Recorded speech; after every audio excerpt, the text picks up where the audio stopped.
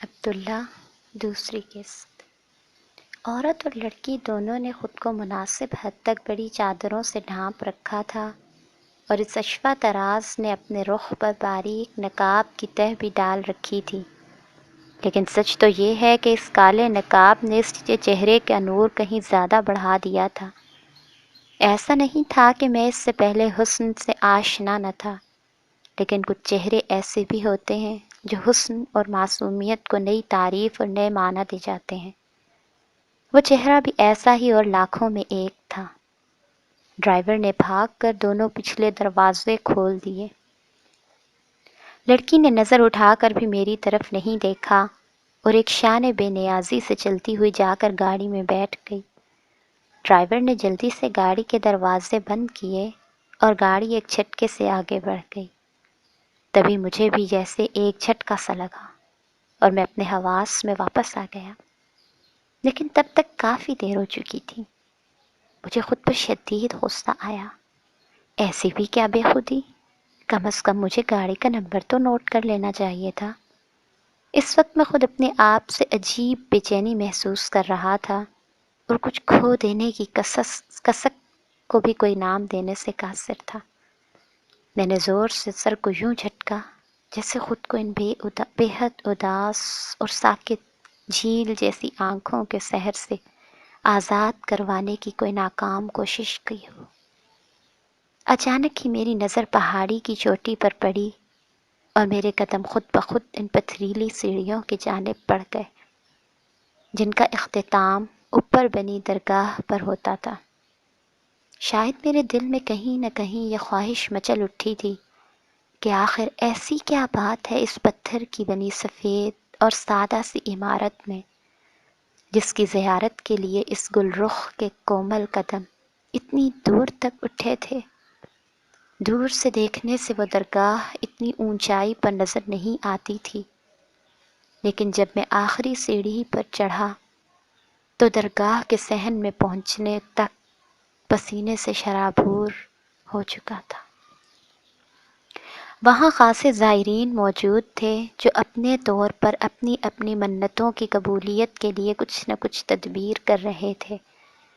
کوئی پھولوں کی چادر چڑھا رہا تھا تو کوئی لنگر خانے میں دیگیں کھلوائے بھوکوں کو کھانا کھلا رہا تھا۔ ایک جانب ایک حاجی صاحب دودھ میں زعفران اور روح افزا گھولے اپنی سبیل چلا رہے تھے۔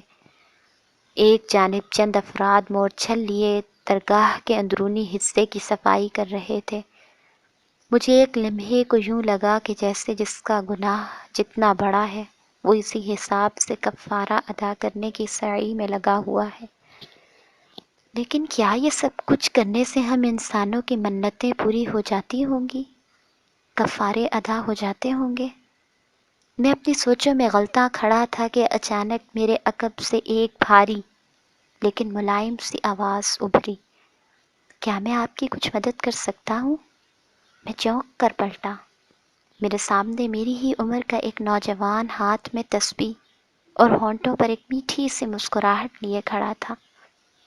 سفید رنگ کے کرتے شلوار میں ملبوس اور چہرے پر کالی گھنی شرعی داڑھی خوب جچ رہی تھی۔ اس کی آنکھوں میں ایک خاص چمک اور لہجے میں عجیب سی مٹھاس تھی۔ میں نے مسکرا کر جواب دیا، جی بہت شکریہ، میں بس یوں ہی اس طرف چلا آیا تھا۔ آپ کی تعریف کے لائق تو کچھ بھی نہیں ہے میرے پاس، ہاں البتہ تعارف کے لیے نام عبداللہ ہے۔ میں نے عبداللہ کا بڑا ہوا ہاتھ تھام کر مصافحہ کیا۔ اس نے بات جاری رکھی، اسی درگاہ کا ایک مجاور ہوں، خدمت کرتا ہوں یہاں آنے والے زائرین کی۔ میں نے غور سے عبداللہ کی جانب دیکھا۔ آپ اپنی گفتگو سے تو پڑھے لکھے لگتے ہیں، پھر یہ سب کچھ؟ میں نے جان بوجھ کر اپنی بات ادھوری چھوڑ دی۔ وہ میری بات سن کر ہلکے سے مسکرایا۔ شاید آپ بھی پڑھائی کا مقصد صرف کسی سرکاری نوکری کا حصول ہی سمجھتے ہیں۔ ویسے میں نے بھی کچھ صفحے سیاہ تو کیے تھے، لیکن یہاں آ کر پتہ چلا کہ اب تک صرف وقت ہی ضائع کرتا رہا۔ بہرحال آپ بتائیے، میں آپ کی کیا خدمت کر سکتا ہوں؟ نہیں کچھ نہیں، دراصل میرے دوست نیچے ساحل پر میری راہ تک رہے ہوں گے۔ آپ سے مل کر اچھا لگا۔ میں نے عبداللہ کے کاندھے پر ہاتھ رکھ کر اسے دبایا اور واپسی کے لیے پلٹا۔ پیچھے سے عبداللہ کی آواز سنائی دی، کوئی منت نہیں مانگیں گے آپ؟ میں مسکرا کر پلٹا، چلیں یہ وعدہ رہا، جب کبھی کوئی منت مانگنی ہوئی تو یہیں آپ کی اسی درگاہ میں آ کر مانگوں گا، امید ہے شنوائی ہوگی۔ میری بات سن کر عبداللہ بھی مسکرا دیا، مجھے انتظار رہے گا۔ میں اس کی جانب الوداعی انداز میں ہاتھ لہرا کر سیڑھیاں اتر گیا۔ نیچے وہ سبھی میرے لیے فکر مند ہو چکے تھے۔ مجھے دیکھتے ہی سب سے پہلے اینی برس پڑی، ساحر یہ کیا مذاق ہے؟ تم جانتے ہو ہم سب یہاں تمہاری وجہ سے کس قدر ہلکان ہو رہے تھے، کہاں چلے گئے تھے تم؟ کچھ ہمارا بھی خیال ہے تمہیں؟ روحانسی سی ہو کر چپ ہو گئی۔ میں نے ان سب کے سامنے ہاتھ جوڑے، معاف کر دو یار، میرا ارادہ اتنی دیر لگانے کا نہیں تھا، بس دیر ہو ہی گئی۔ میں دوسری پہاڑی کی چوٹی پر بنی درگاہ دیکھنے چلا گیا تھا۔ میرے منہ سے درگاہ کا نام سنتے ہی سب یوں اچھلے جیسے میں نے ان کے عین سامنے کوئی بم پھوڑ دیا ہو۔ درگاہ؟ ساحر تم؟ خیریت تو ہے نا؟ ان سب کی حیرت بجا تھی۔ ہم میں سے وہاں ایسا کوئی بھی نہ تھا جس نے آج تک درگاہ تو کیا عید گاہ کی بھی کبھی زیارت کی ہو۔ ہم وہ تھے جن کے لیے لوگ منتیں مانگتے تھے، ہمیں بھلا ایسی جگہوں سے کیا واسطہ؟ ہم تو خود ایک منت کے طور پر اس دنیا میں وارد ہوئے تھے، جنہیں بن مانگے ہی اس جہاں میں سب کچھ میسر تھا۔ پھر ہمیں کیا ضرورت تھی ان درگاہوں اور مسجدوں میں ماتھا ٹیکنے کی؟ ہم سے تو ہمارا خدا ویسے ہی صدا کے لیے راضی تھا۔ میں نے جرمانے کے طور پر اسی رات سب ہی کو ہالیڈے ان میں ڈنر کی دعوت دی، تب جا کر ان لوگوں کا غصہ ٹھنڈا ہوا۔ لیکن اینی ابھی تک روٹھی روٹھی سی تھی، وہ مجھ پر دوسروں سے کہیں زیادہ اپنا حق سمجھتی تھی، اور اسی حق کا مان اسے یوں روٹھنے پر مجبور بھی کرتا تھا۔ اینی کی یہ خاموشی واپسی پر بھی تمام راستے برقرار رہی، لیکن میں جانتا تھا کہ حسب معمول آدھی رات کو مجھے فون کیے بنا اسے نیند نہیں آئے گی، لیکن اس رات تھکن کی وجہ سے میں اس قدر گہری نیند میں تھا کہ نہ جانے کتنی گھنٹیوں کے بعد فون اٹھایا۔ دوسری جانب سے اینی کی پریشان اور کسی قدر جھنجھلائی ہوئی آواز ابھری، اتنی دیر کیوں لگا دی فون اٹھانے میں؟ اس کی جھنجھلاہٹ پر مجھے ہنسی آ گئی۔ ابھی چند گھنٹے پہلے ہی تم نے درجنوں لوگوں کی موجودگی میں یہ عہد کیا تھا کہ اب آئندہ تم مجھ سے کبھی بات نہیں کرو گی۔ تم جانتے ہو نا میں تم سے بات کیے بنا نہیں رہ پاؤں گی، اسی لیے اتنا کرتے ہو۔ یار میری کیا مجال کہ میں گورنر صاحب کی اکلوتی بھتیجی کے سامنے ذرا بھی اکڑوں۔ مجھے جیل جانے کا کوئی شوق نہیں ہے۔ مذاق مت کرو ساحر، میں بے حد سنجیدہ ہوں۔ میں سیدھا ہو کر بیٹھ گیا۔ اچھا بولو کیا چاہتی ہو؟ دوسری جانب سے اینی کی شرارت بھری آواز ابھری، تمہیں؟ اچھا تو تم یہ سنجیدہ ہو؟ اینی نے ایک ٹھنڈی سیاہ بھری، یہی تو مسئلہ ہے، تم نے کبھی میری محبت کو سیریسلی نہیں لیا۔ اینی پر ایسے دورے مہینے میں ایک آدھ بار ضرور پڑتے تھے، اور لگتا تھا کہ آج کی رات بھی انہی راتوں میں سے ایک تھی جب ہماری زوردار بحث ہونے والی تھی، لیکن آج میں اس سے بحث کے موڈ میں بالکل بھی نہیں تھا۔ او کم آن اینی، تم جانتی ہو کہ میں یہ محبت وغیرہ پر بالکل یقین نہیں رکھتا۔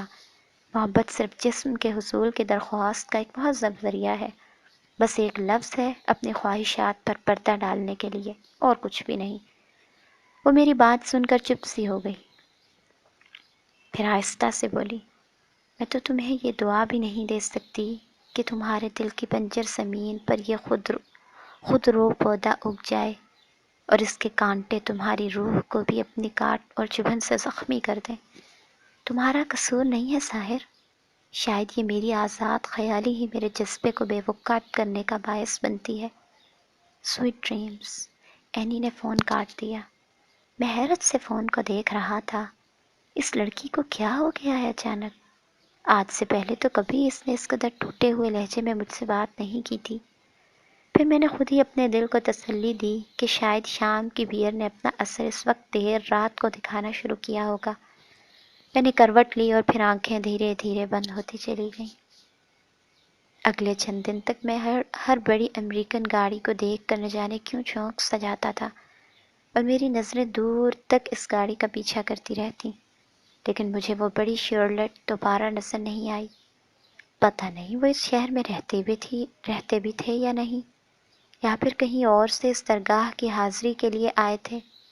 میں خود بھی نہیں جانتا تھا کہ میری اس بے چینی کی اصل وجہ کیا تھی۔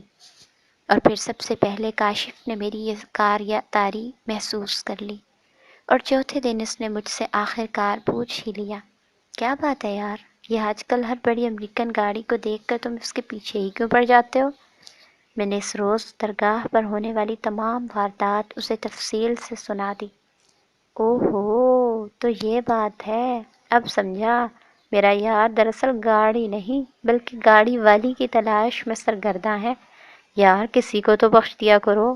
جو حلیہ تم نے اس لڑکی کا ابھی ابھی بیان کیا ہے، اس سے ایک بات تو کنفرم ہے کہ she is not your type. Oh shut up یار، ایسی کوئی بات نہیں۔ مجھے صرف ایک تجسس ہے کہ آخر اس شہر میں ایسی کون سی فیملی ہے جو میری طرح گاڑیوں کا شوق رکھتی ہے، لیکن میں اس سے واقف نہیں ہوں۔ کاشف بولا، یہ بھی تو ہو سکتا ہے کہ وہ لوگ اس شہر سے رہتے ہی نہ ہوں، کہیں اور سے کسی دوسرے شہر سے وہاں آئے ہوں۔ یہی تو الجھن ہے کہ یہ بات کیسے معلوم کی جائے کہ وہ لوگ کہاں سے آئے تھے۔ پتہ نہیں کیوں، لیکن میں اس لڑکی کی اداس آنکھوں میں چھپی داستان پڑھنا چاہتا تھا، لیکن افسوس پڑھ نہیں پایا۔ کاشف کچھ دیر غور سے میری جانب دیکھتا رہا، پھر ایک دم اچانک کھڑا ہو گیا۔ چلو اٹھو۔ کہاں؟ آؤ اس آنکھوں کی کہانی کا راز جاننے کے لیے۔ چلو اب دیر نہ کرو۔ میں کاشف کی عادت سے واقف تھا، ایک بار جو بات اس کے ذہن میں بیٹھ جاتی تھی پھر اسے نکالنا ہم میں سے کسی کی بھی بس کی بات نہیں تھی۔ کچھ ہی لمحوں بعد کاشف کی چروکی جیب تیزی سے